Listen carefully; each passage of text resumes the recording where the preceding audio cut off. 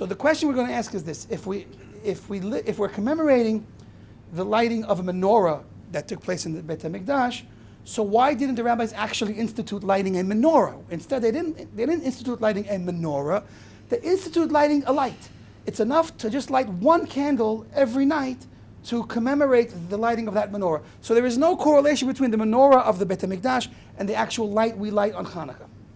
That's one difference. Another difference is that the Hanakkah Menorah was lit inside the Beit HaMikdash, a place of holiness, a place full of the light of God and the presence of God.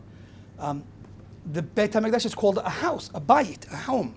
It was God's home, and in contrast to that Chanukah, that menorah that was lit in the Beit HaMikdash, we light our Hanukkah light not in our own home, which might be some type of comparison because it's a home and a home. You might want to look maybe for a better comparison and light it in the Bet Knesset, a Jewish temple, a synagogue, which is called a small Beit HaMikdash. So perhaps the best place to have tried to kind of copy and mimic lighting the menorah in the Beit HaMikdash would have been lighting a Hanukkah light in the Bet Knesset, in the synagogue. Yet that's not the essential mitzvah. We do light just as an added commemoration, we do light in the Bet Knesset, but the essential mitzvah is not to light in the Bet Knesset nor in our home. Where is it the essential mitzvah to light the menorah? So the real mitzvah from the times of the Talmud is to light the menorah outside of our home. And specifically, the language is to light it in the public domain, or at least that the light should be shining toward the public domain. And that we're going to have to appreciate. The third different point I want to bring out is that the Hanukkah lights were lit in the morning, and they were lit all day. The menorah that we light, we specifically light at the end of the day when it becomes dark, and it's lit at night. And the light is shining at night, in the darkness, and in the streets, in the public. So these are the differences. So what's the symbolism? What is the message, and what do we take out from these differences? So what I think we could most easily connect is this. The light of the menorah is the light of God's Torah. It's the light of Torah. Now, we know that there are holy places in the world. The Bet Knesset is a holy place. Yerushalayim is a holy city. The Bet HaMikdash was a holy temple. So God's light, so to speak, representing His presence and His ways, shining in these holy places is not such a novelty. It's pretty sensible that these places should resonate godliness. It should be bright, shining the light in the ways of Hashem. That's normal. In the mitzvah and the idea of commemorating Hanukkah is to take this light of Hashem and specifically light it at night, meaning to take a dark world in a time of darkness and confusion and shine this godly light in order to kind of banish the darkness. That's the point of the light. Lighting in the public domain is also the idea of lighting up the world around us, not just lighting up our home or our synagogue or Jerusalem, but lighting up the entire world. And so these are the different symbolisms in the mitzvah. What I'd like to do now is actually take a look at a Gemara discussing the details of lighting the Hanakkah Menorah and connect it back to this theme of spreading the God's light and the light of Torah in the world, and specifically how it would apply to the concept of KIRUV. KIRUV means to teach the ways of Hashem to those that are not so associated or affiliated with them as of now. So it's the idea of taking this godly knowledge and sharing it with those around us that may not be so involved. Okay, and we're gonna see how it plays out. So the Gemara is found on the 21st page, side B in the Masechet Shabbat, and the Gemara reads like this. Ner Chanukah means the candle, the Hanukkah candle, Ner Chanukah. Mitzvah lahanicha al petach beito.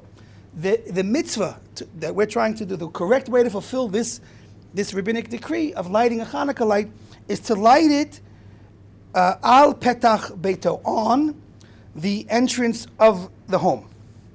Where, when we talk about by the entrance, mibachutz, specifically outside the entrance of our home. Okay. That's what we're really going to look at for today. So the Gemara tells us that the mitzvah of lighting the Hanukkah light is outside of our front door. So that's interesting, because that is stepping out from your home is really going out.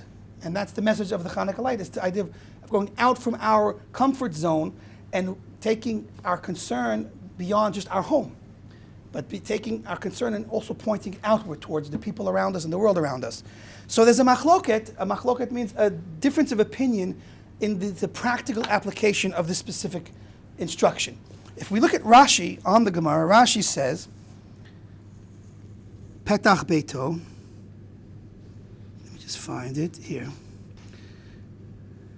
So Rashi explains us, first of all, what is the point? What is the point, or why did the rabbi say to put our Hanukkah candle outside of our home, outside the entrance to our home? Why? It's in order to publicize the mitzvah to the people outside. They should see us lighting this candle, and they should become aware and realize that we're lighting it to commemorate the miracle of Hanukkah.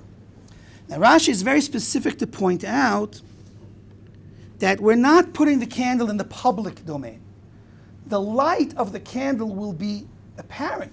People in the public domain, on the streets, on the sidewalks, people walking out in the street will see the light because it's outside of our home, but the light is really physically on our property, on the home property. So it's on our property. It's right in front of our front door of our home.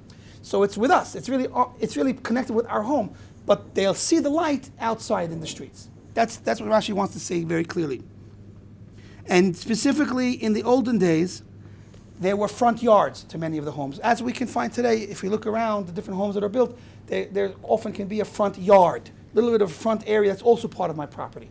So essentially the menorah was placed right by my front door, right? And that would be officially in my front courtyard area, very small area where that helps me enter into my home. And it's considered my own property. And from there, people outside will see my light. That's the opinion of Rashi. Now, Tosfot wants to suggest a bit of a different way to understand this instruction. And he says like this. So Tosfot is speaking about a case where he's going to teach us about two cases.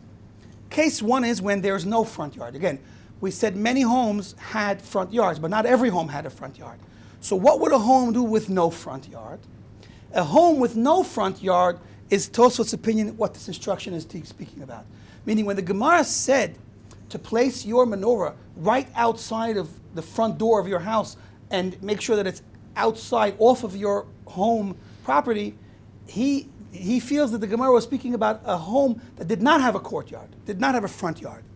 So according to Tosfot, the instruction of our Gemara is to put the Hanakkah Menorah literally on the sidewalk, meaning you had a home that was right up against the public domain, a sidewalk which is right next to the streets and where the traffic is. So according to him, the Gemara is telling us to put our Hanukkah light right on the sidewalk, right where the people are walking, right in the public area itself. So not only is the light from our menorah shining outward to the public, but the menorah itself is standing on the public domain, standing on public ground, not our ground. And he goes so far as to explain a second case, which is, in his opinion, again, not the case of our Gemara, but a second case, again, let's address the common homes that had front yards. So for Tosafot, a home with a front yard would be required to take his menorah, that the owner would be required to take his menorah, not only out of his front door, but to the end of his courtyard, to the end of his front yard, and place the menorah outside of the entrance to his courtyard. So that in every case, according to Tosfot, the menorah, the Hanakkah Menorah, would be standing on the sidewalk. And it would be very easy for people to see that light. The light itself would be in the public and certainly would shine to even further into the public. So two opinions between Rashi and Tosfot. Really, I think if we want to start to get and appreciate what's the message here, because again, if Hanukkah is all about taking the light of Hashem and His Torah and the ways of Hashem and kind of spreading it to the outside world, so essentially Rashi is saying to keep the light a bit closer to you. The light stays within you in your home. And from your home, people can see that light. Tosfot, by the way, it's interesting, the word Tosfot means to increase, to add. So Tosfot is actually adding, he's mosif, he's going further away with this light. And he's explaining to us to take the actual menorah and take it all the way off your property and put that light all the way into the public area. So that this light, the light of Torah, the light of Hashem, is already in the public. Now this is a very important detail and discussion that I want to help us appreciate, because When we speak about the concept of good and evil, holiness and unholiness, so it's very important to understand that spiritually, the Kabbalah and the Zohar speak about different borders. There's the side of holiness, and then there's the side that's not holy. Now, of course, the holiness represents light, represents purity, represents truth, and the other side represents the opposite, as we see in the world, the battle between good and evil, people that want to lie, cheat, steal, murder, and people that are trying to live an upright type of lifestyle. So this border between the holy and the unholy is a very important border to recognize and understand. If you're on this side, so then you're safe. You're with Hashem. If you're on that side, then you're on the side that's against Hashem. And again, these sides are synonymous with light, darkness, good, evil, and that's how it works.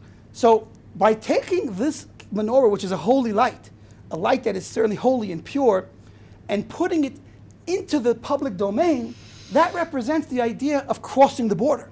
Very important idea to appreciate. Crossing that border is very significant. Let me add one more point that I should have mentioned it a moment ago, is this, that in Kabbalistic terminology, we define the side of holiness as a private domain. In Hebrew, it works better because it's called a Rishut HaYachid. It's a oneness type of domain. Everything is one in that domain, one with Hashem, and there's an overall unity that exists within the realm of holiness. The side of the public in Hebrew is Rishut HaRabim. Rabim in Hebrew means many, multiplicity. So the side that's combating against the side of holiness is considered a side of multiplicity. It's considered a Rishut HaRabim, and it's also considered a place of darkness. And it lacks ownership. It lacks the idea of the oneness of Hashem, the godly ownership that unifies everything. When we're speaking about God's world, so the fact that the entire world is God's, that would unify everything under that type of leadership, that type of rulership. But when there's a rebellion against Hashem, so they remain separate from Hashem, and so that side, the side that's considered public, is considered, first of all, a side that lacks the divine light, so it's a side of darkness, and it's also a side of multiplicity because it does not unify and unite with Hashem. So now we have a very important kind of playing field over here. The holy side is oneness, it's light, it's with Hashem, it's Torah, it's goodness, it's truth, it's holiness, it's purity. And the other side are the opposite of all of those things. So let's appreciate. If there's a battle, if there's a fight, which there is, because we cannot assume that we're on vacation. And a person comes into the world and he wants to maybe feel like, I came to enjoy, I came to relax, I came to have fun. And those are important things to include in your life. But you didn't only come to enjoy, relax, and have fun. You came to accomplish something. And in the end, a person that wastes his life on nothing will never really leave happy and satisfied. He'll leave empty. I like to compare this to an interesting movie, a very famous movie from like maybe 20 years ago. Don't know the exact number. There was a movie called Dumb and Dumber. Like a slapstick comedy, and the people in the movie were actually very dumb. Actually, they fit the role. One was dumb, and the other one was in fact dumber. And the two of them made, the dumbest. Now, I like to say this, and I think it's a very important point. If at the end of your lives, you leave this world, and the life that you lived is just another dumber movie, then you're the dumbest. Why? Because that was not the purpose of your life. A funny movie could be for 2 hours silly, but if you turn your life into nothing more than silliness, then you've wasted a life. And that's the important thing to distinguish between enjoying yourself, having fun, having a good time, incorporating that together with fulfilling what you have been put here for, fulfilling what you came here to do. And that is part of the battle.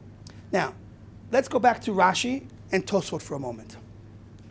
So when we discuss the idea of teaching Torah, teaching the ways of Hashem to the outside world, so we could look at Rashi's approach as kind of in between, meaning, and I think we all here could appreciate, we're here in a yeshiva learning, trying to better ourselves and learn more about how to serve Hashem. Many of the mitzvot we're learning about are mitzvot that we have a personal obligation to do. We also learn about the mitzvah of loving your fellow as you love yourself, and so we are aware of the necessity not to be self-centered or overly self-centered and only concerned with oneself, but to take that concern, that self-concern, and then extend it outward. So that is a concept that we are all familiar with. Our Torah actually commands us to do so. But the question, I think, would be, is how far do we take that? So one approach, and you see this in the Jewish world today, one approach would be, I have my job to do. I have what I need to be doing, right? I have to get up, I have to pray, I have to learn, I have to work, I have to support my family, and I have to follow God's rules as I do so. And in the course of my daily activities, in essentially taking care of myself, I have to be open to and ready to help others. But how aggressively do I pursue this mission of helping others? That already, we have to see how we're going to work it out. Because if I'm busy really doing what I need to do for myself and my family, mostly, even the mitzvah of learning Torah, which is a great mitzvah, but it all has to do with me staying within a certain comfort zone. As we said, when we divide the world into two sides, the side that is already, following the ways of Hashem, for example, a religious community, a synagogue, Israel, Yerushalayim, if we're going to be in a comfort zone where everyone shares our values and our views and we're all doing the same thing, so you're not really on the front line, so to speak, of this battle of trying to turn this world into a world that's loyal to Hashem. So the question would be, as a Jew, and connecting with the Hanakkah miracle, and what it teaches us is that we have to kind of spread the godly light around the world.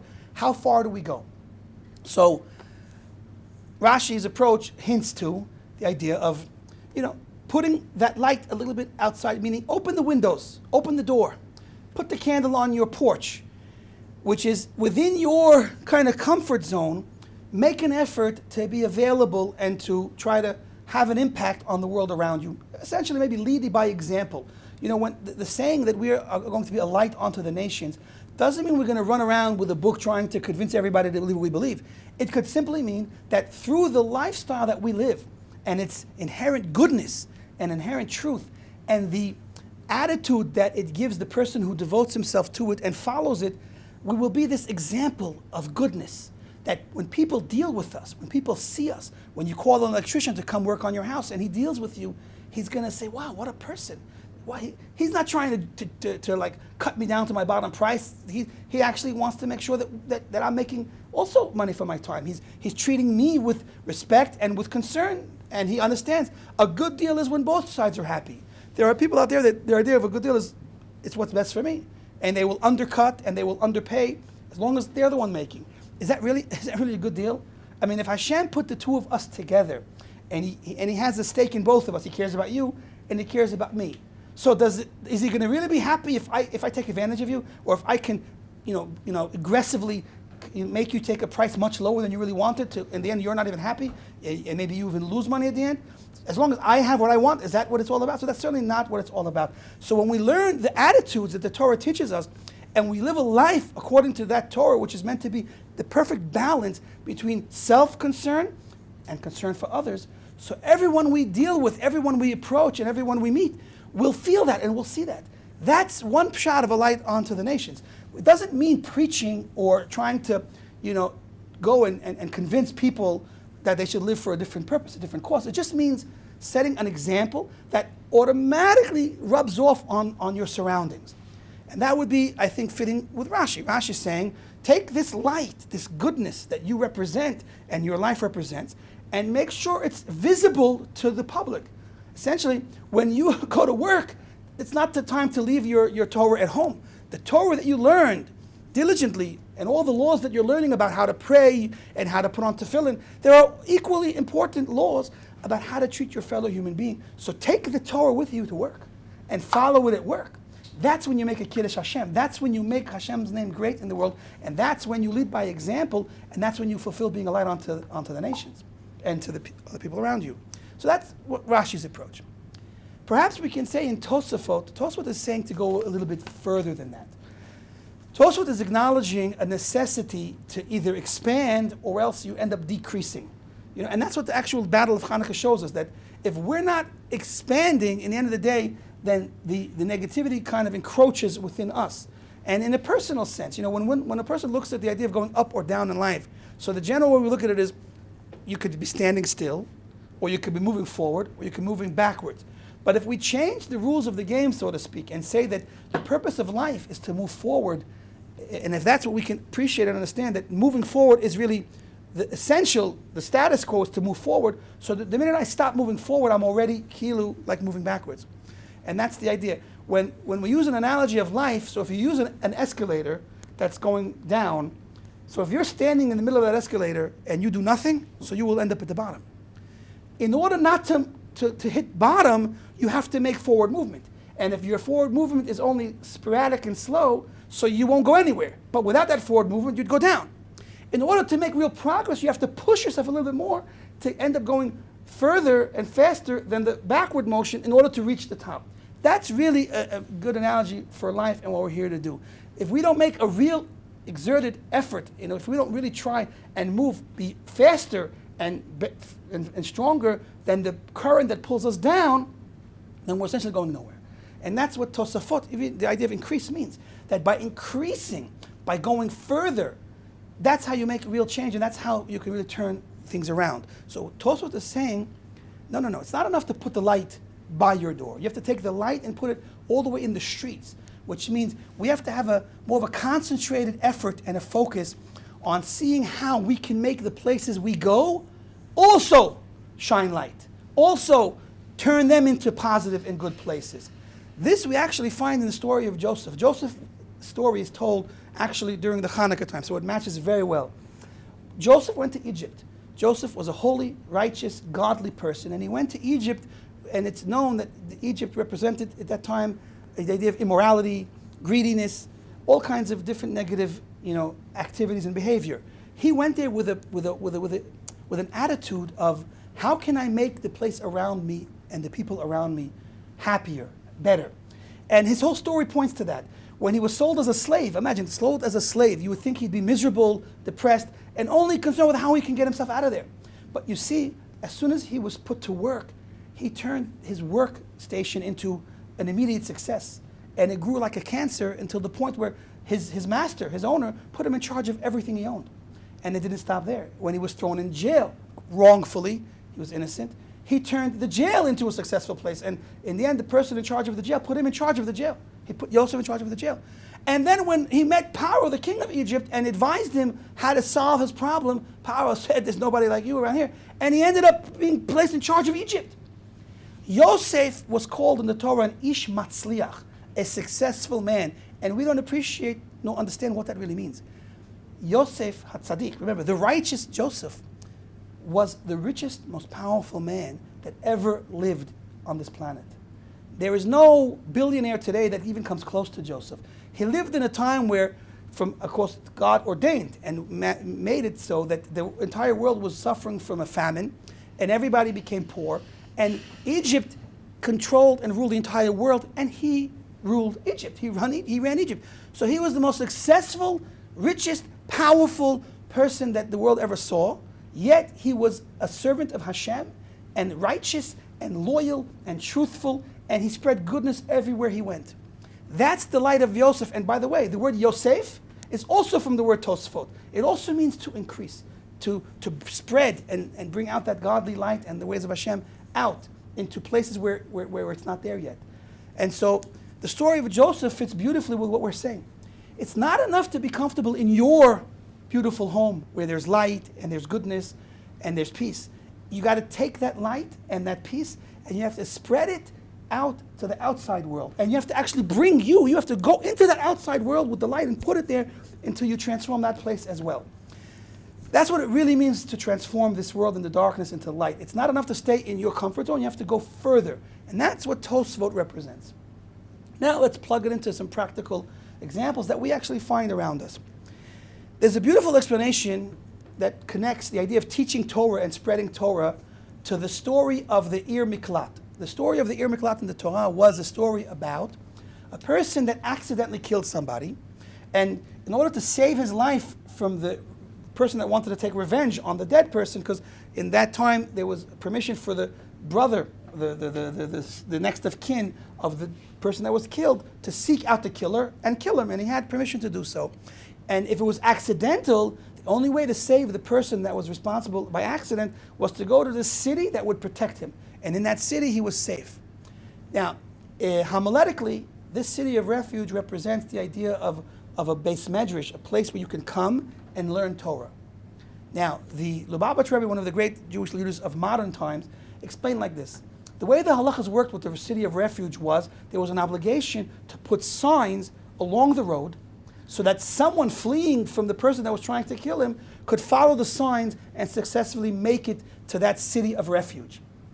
Now he says, listen, today, if you put signs on the road to tell them where there's a place of God that they can go and pray or they can go and learn Torah, so if you put signs all along the roads and people are coming, that's great. That's good business. So you have to have signs along the road and people come, and then as soon as they come, you can teach them and show them how to be a good Jew or how to serve Hashem properly. But he says, what if no one's coming? What if the signs are not doing their job? You have signs all over the place, you have advertisers all over the place, but your shul is empty, your synagogue is empty. Well, then what? Then what do you do? So he says, if the signs are not working, then you yourself have to go out into the streets and help them find their way. Because the Yetzer Hara, the evil incarnation, and all the evil in the world is pursuing us. It's pursuing us constantly.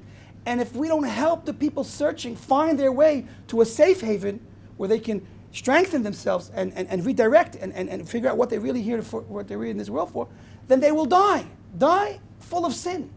So he says, if they're not coming to you in your home, if in your synagogue or in your bet midrash, then you have to leave and go out into the streets to help get them and bring them. That's the idea of Tosfot. Again, the essential way, the standard way, if people had the sense to come on their own, would be to stay in your own comfortable area, and as they come, you take care of them, like a restaurant, a very popular, busy restaurant, so people are coming anyway to eat there. You don't have to run out into the streets. But if business is bad and you're going to go bankrupt and lose your restaurant, so you're going to try to do things to save yourself. You're going to go out there to try to bring the customers. So too for Hashem and His Torah, and to help all those in need of help. If they're not coming, then it's time to go out there and get them. And now we turn to modern day KIRUV. Modern day KIRUV takes place on all fronts, everywhere. Everywhere you go, you can find rabbis or religious people doing KIRUV. Campus KIRUV. You know what campus KIRUV? Campus KIRUV, essentially, from a religious perspective, is like going into the lion's den and fighting the lion. Because as a religious person, we're taught and trained to try to be careful what type of environment we allow ourselves to be in. And going right into the college campus is really going literally into this area where they don't really share our views and our ways. So you're going into that area, for what purpose? So there are two things that can happen when we go all the way out, as far as we can, is that either we become influenced by them or we influence them. Those are the two options. And it's very tricky. So when we believe strongly in what we are living and what we are doing, so we are empowered to go and have the proper influence on those that we're trying to influence. However, it's a tricky balance because at the end of the day, we're not here to kind of force ourselves on anybody and force them to agree with us and to accept what we have to say. What we're really looking for are those people that are also searching. Because everyone has a soul, everyone has a conscience, and everyone is looking and searching for a better life. So there are so many people out there that are so happy and waiting for you to reach them, that as soon as you reach them, you see ultimate success coming. For example, we'll use Chabad as an example. Chabad right now is extremely successful in sending rabbis with beards, big like mine, even bigger than mine, out all over, like wherever the joke is or the saying is, wherever there's Coca-Cola, there's Chabad. They are responsible for bringing so many people, Jew and non-Jew alike, to recognize and appreciate Hashem, God, and God's ways. It's incredible. And how do they accomplish that? One rabbi sitting in Brooklyn sent thousands and thousands of his own students, his own children. He sent them into the wilderness, across oceans.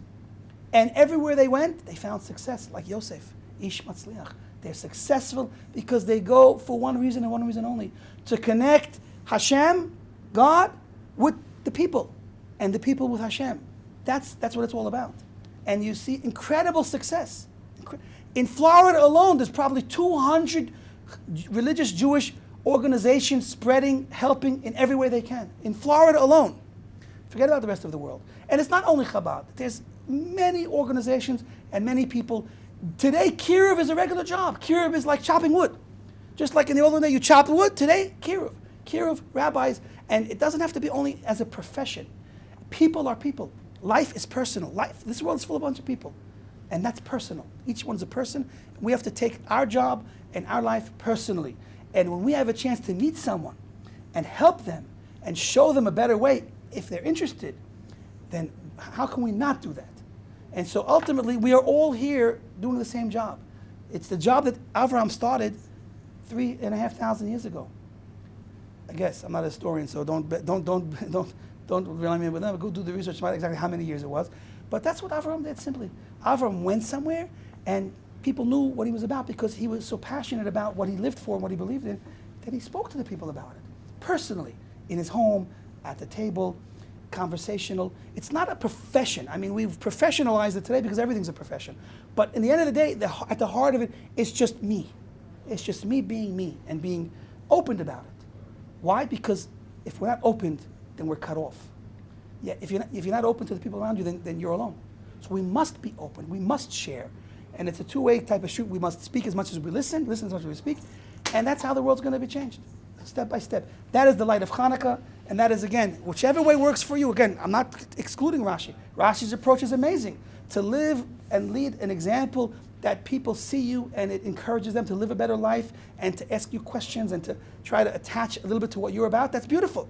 And if you take it even more aggressively and you go out with more of a specific focus on how can I teach, how can I spread, how can I help, that's also good. Both ways are acceptable. We each have to find what's good for us. But we should know that the way of Avraham and the essential way of the Jewish people is never to stop. Because if you're standing still, you're already going down. It's to move forward at such a pace that we become leaders. Not that we think we're leaders, but if you're first in a race, you're the leader. And so if we're moving forward so aggressively with such determination and such focus, then you just become the leader because you're the best runner. And that's what it's about. May we lead, B'ezrat Hashem, those behind us to our final destination, Mashiach Tzidkenu B'mehera B'yameinu. Amen.